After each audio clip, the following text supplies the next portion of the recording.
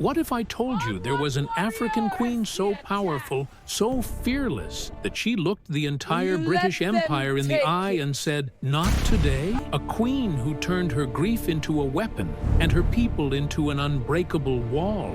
They tried to erase her from history books. They exiled her thousands of miles from her homeland. But Africa never forgot her name. Her name was Yaa Asantewaa, and this is her story. To understand Yaa Asantewaa, you first have to understand the world she came from. Because the Ashanti were not just any people, they were one of the most powerful, most organized, and most feared empires in all of West Africa. Their kingdom sat in the heart of what is today the nation of Ghana. And for centuries, they built something extraordinary. In the 1670s, a visionary king named Osei Tutu I united the Ashanti clans under one banner. He didn't do it through fear alone. He did it through something far more powerful: shared identity. At the center of that identity was an object so sacred, so deeply spiritual, that the entire Ashanti nation revolved around it. It was called the Golden Stool, the Sika Dwa. According to Ashanti belief, this golden throne didn't just represent the king's power. It held the very soul of the Ashanti people. It was never to be sat upon, never to be touched by an outsider. It was the beating heart of an entire civilization. The Ashanti were also extraordinarily wealthy.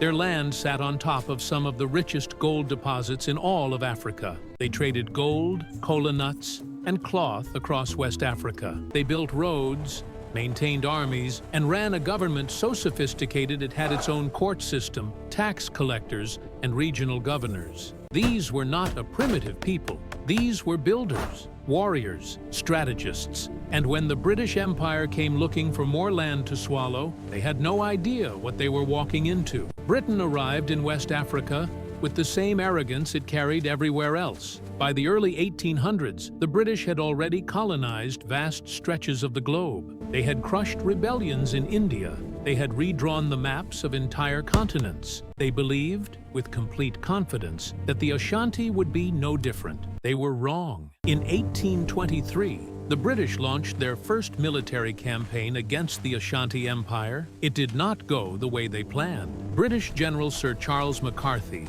marched into Ashanti territory, fully expecting a quick, clean victory. Instead, he walked into a military force that was disciplined, strategic, and completely unafraid. The Ashanti defeated the British forces decisively. McCarthy himself was killed in battle. And in a message that echoed across the entire region, the Ashanti kept his skull as a war trophy. It was not cruelty, it was communication. It was the Ashanti telling the world, "We are not the ones who should be afraid." But Britain does not give up easily. They came back, and they kept coming back. In 1863, the British launched another campaign against the Ashanti and were humiliated again. The Ashanti held their ground with the same fierce determination they always had. 2 wars, 2 British defeats, and still, the empire on the other side of the ocean refused to accept that these people would not be conquered. By 1874, Britain sent a much larger force under General Garnet Wolseley, and this time they managed to sack the Ashanti capital of Kumasi. They burned parts of the city. They forced a treaty, but even then, the Ashanti were not broken. They regrouped, they rebuilt, and they continued to resist. Because, for the Ashanti, surrender was never part of their vocabulary. Then came 1900, and with it, the moment that would light the final fire. A British colonial governor named Frederick Hodgson arrived in Kumasi with a message so breathtakingly arrogant, so deeply offensive to every Ashanti man and woman alive, that it would change the course of history. Hodgson stood before the Ashanti chiefs and declared that since Britain now ruled the Ashanti territory, he, as the representative of the British Crown, had the right to sit upon the Golden Stool. The room went silent. Think about what that demand meant. This was not a request for land. It was not a demand for taxes. This man was asking to sit on the very soul of the Ashanti people. He was asking them to hand over their identity, their spirituality, their entire sense of self. He might as well have asked them to stop existing. The Ashanti chiefs sat in that room, stunned and humiliated. These were men who had led armies, men who had faced British rifles and never blinked. But in that moment, something heavy settled over them. The weight of years of war, of loss, of watching their empire shrink under colonial pressure. It had worn them down. They hesitated, and in that silence, something remarkable happened. A woman stood up. Her name was Yaa Asantewaa. She was the Queen Mother of Ejisu, one of the most important regions in the Ashanti Kingdom. She was not a young woman. She had lived long enough to watch the British chip away at everything her people had built. She had watched Ashanti kings get exiled, she had watched her culture get disrespected, and she had had enough.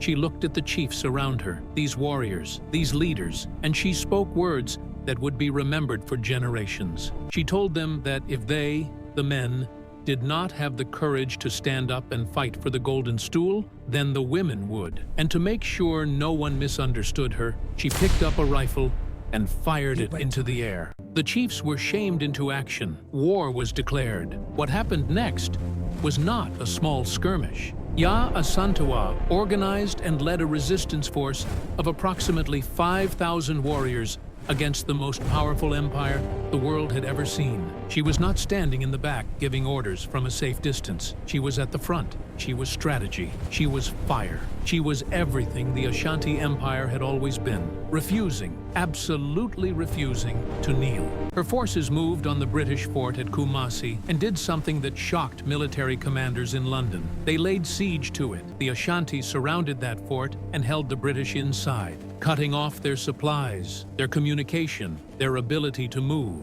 For weeks, the British forces were trapped. A relief column sent to rescue them was ambushed. The British, with all their weapons and all their training, found themselves outmaneuvered by a woman who had turned grief into a military strategy. News of the siege reached London, and for the British Empire, this was deeply embarrassing. They had already fought the Ashanti 4 times, and here, once again, a force they considered inferior was making them look weak. So, they did what empires always do when they are losing. They escalated. Britain sent reinforcements, 1,400 additional soldiers, better equipped, better supplied, overwhelming in number. The kind of force designed not just to win, but to crush any possibility of future resistance. The Ashanti fought until they could fight no more. Yaa Asantewaa's forces were gradually pushed back. Her warriors, brave and determined as they were, could not hold against an enemy that kept sending more men,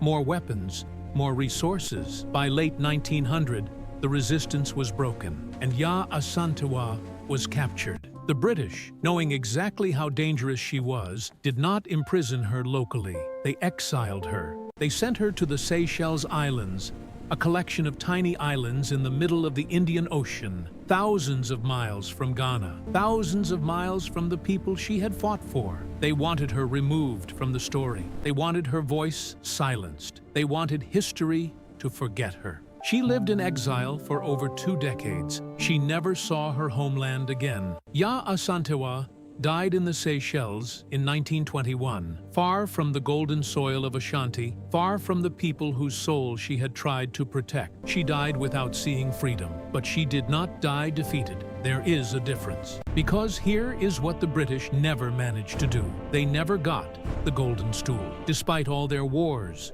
all their soldiers, all their declarations of colonial authority, the Ashanti people hid their most sacred object, and it was never surrendered. The British searched for it, they demanded it, they threatened for it, and the Ashanti refused. To this day, the golden stool remains in Ghana, still sacred, still untouched by foreign hands. In the end, the one thing Britain wanted most, the soul of the Ashanti people, was the one thing they never got. And the legacy of Yaa Asantewaa did not die in the Seychelles. It traveled back home before she did. Her rebellion, her courage, her refusal to accept humiliation, it planted seeds that grew into something Britain could never stop. The spirit of resistance she embodied became part of the foundation of a movement that would eventually push every colonial power off African soil. In 1957, Ghana became the first country in sub-Saharan Africa to gain independence from colonial rule.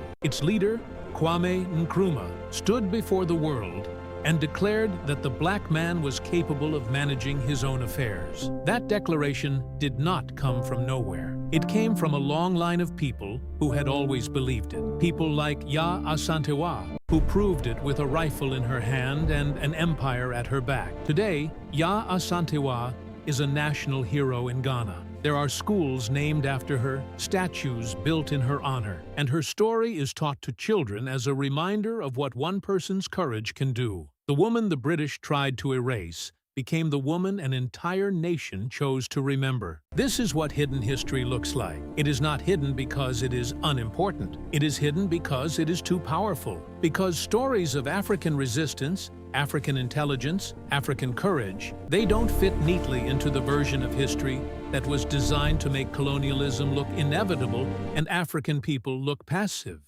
Onward, warriors! Onward, men! Victory's us, let's press forward! Yaa Asantewaa destroys that narrative completely. She was not passive. She was not helpless. She was not waiting to be saved. She was the one doing the saving. The Ashanti Empire fought Britain 4 times. 4 times they made one of the most powerful military forces in human history work for every inch of ground. And when the men hesitated, a woman stood up, fired a rifle into the air, and reminded everyone in that room what they were fighting for. They tried to exile her story, but here it is, still standing, still loud, just like she was.